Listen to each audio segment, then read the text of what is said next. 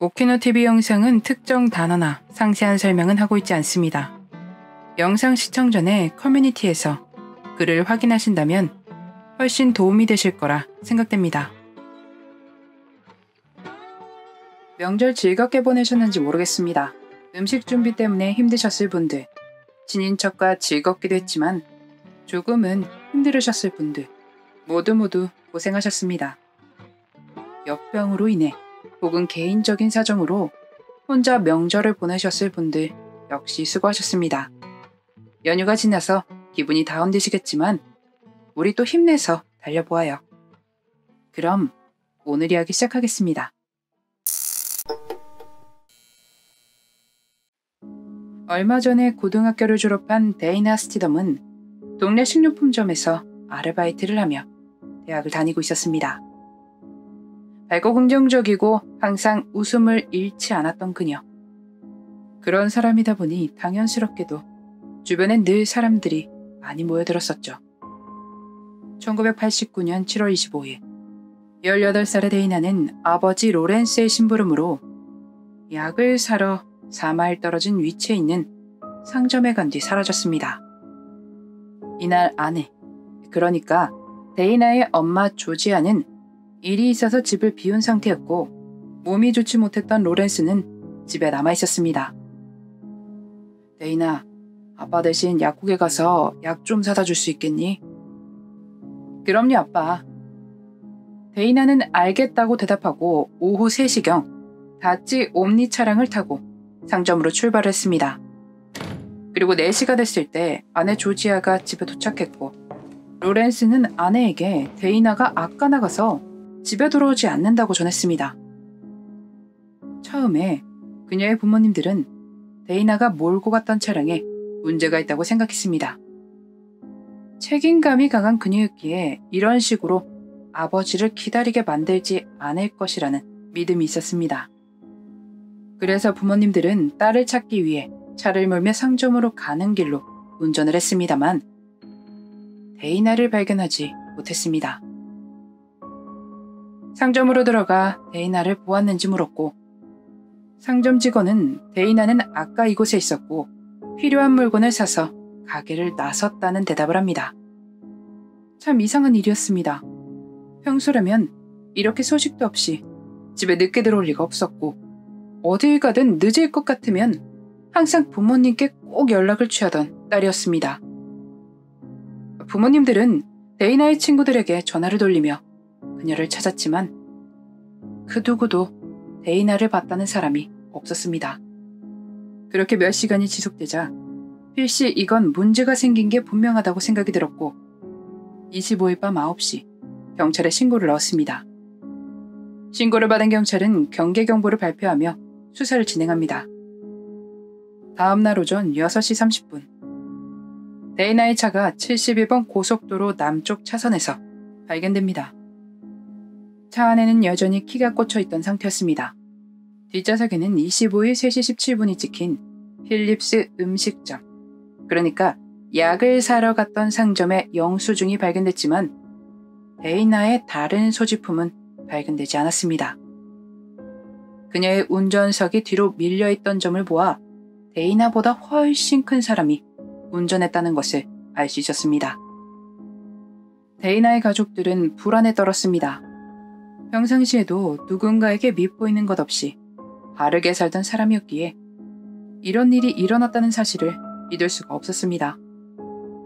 그들은 몇 주 동안 전단지를 돌리고 차를 타고 근처 주까지 옮겨다니며 데이나를 찾아다녔습니다. 수색을 시작하며 데이나를 보았다는 몇 건의 제보가 이어졌습니다만 사실로 확인되는 것은 없었습니다. 그렇게 2달의 시간이 흐르고 1989년 9월 16일 아칸소주 벤턴 카운티에서 사냥꾼들의 제보가 들어옵니다. 그들은 나무가 우거진 지역에서 얕게 흙이 쌓아진 곳을 발견하였고 그것을 수상하게 여긴 그들이 경찰에 신고를 넣은 것입니다. 출동한 경찰은 그렇게 찾아 헤매이던 데이나를 발견합니다. 그 주변엔 그녀의 옷이 놓여 있었습니다. 누군가 개입됐다고 믿어졌지만 그녀의 원인은 밝히지 않았습니다.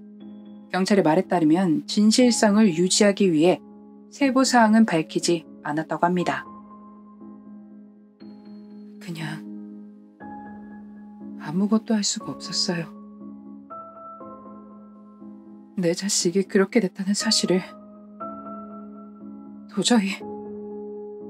도저히 받아들일 수가 없었어요. 경찰로부터 전화를 받은 가족들은 믿을 수가 없었습니다. 당연한 일이죠.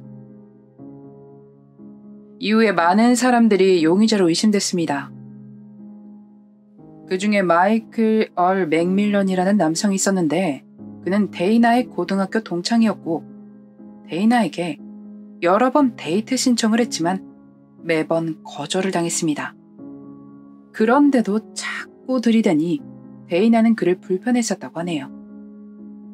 그는 거짓말 탐지기 테스트를 통과하지 못했으며 어쩔 때는 내가 데이나를 그랬다고 생각하지만 그러지 않았다는 걸 알아. 라는 다소 의미심장한 이해하기 힘든 말을 했던 적이 있다고 한 신문에서 보도했습니다. 데이나의 옷에서 발견된 것과 비교를 위해 1996년 판사는 26살의 맥밀런에게 머리카락 샘플을 제출하라고 명령했습니다. 하지만 그의 변호사는 맥밀런과 사건을 연결시킬 만한 어떠한 증거도 없기에 샘플을 제공할 필요가 없다고 주장했습니다. 그가 의심을 받게 된 이유는 또 있었는데 1989년 데이나의 안식처에 놓인 예비 묘비를 가져가려다 체포된 적이 있었답니다. 이 행동으로 주변 사람들로부터 많은 의심을 받고 있기도 했습니다.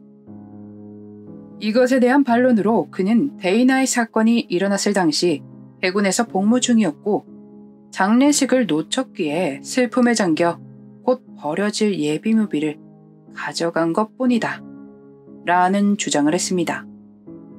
단지 그녀를 기억할 무언가를 원했다 라는 말을 덧붙이며 말입니다. 저만 이해가 안 되는 건가요? 사람마다 누군가를 기억하는 방법이 다르지만 그래요 뭐. 이렇게 추억을 기억하지 말라는 법은 없으니까요. 어찌됐든 맥밀런은 증거 불충분으로 기소되지 않았습니다.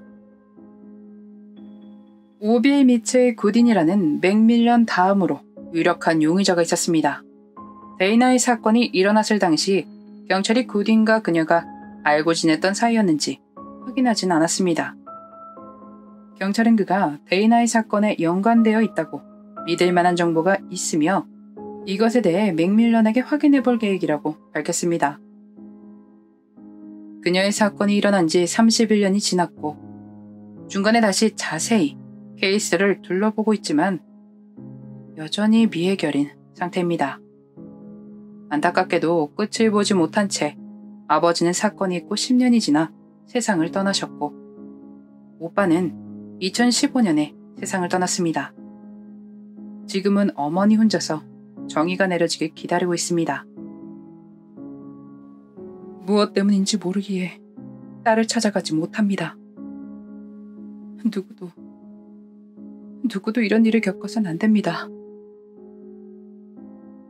어머니의 마음의 상처가 얼마나 큰지, 왜 딸을 찾아가지 못하는지 조금이지만 이해가 갑니다. 이 사건이 어머니가 지켜보시는 동안에 해결이 됐으면 하는 바람입니다. 지금도 벨리비스타 경찰은 사람들의 제보를 기다리고 있습니다. 내가 살아가던 공간에서 평상시와 똑같이 심부름을 갔을 뿐인데 어처구니 없는 일을 겪은 여전히 해결이 나지 않은 그날의 미스터리. 데이나 스티덤의 이야기였습니다.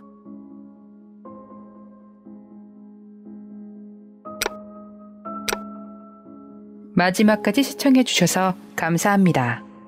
좋아요와 구독은 저에게 큰 힘을 줍니다. 오늘 하루도 수고하셨습니다. 좋은 밤 보내세요.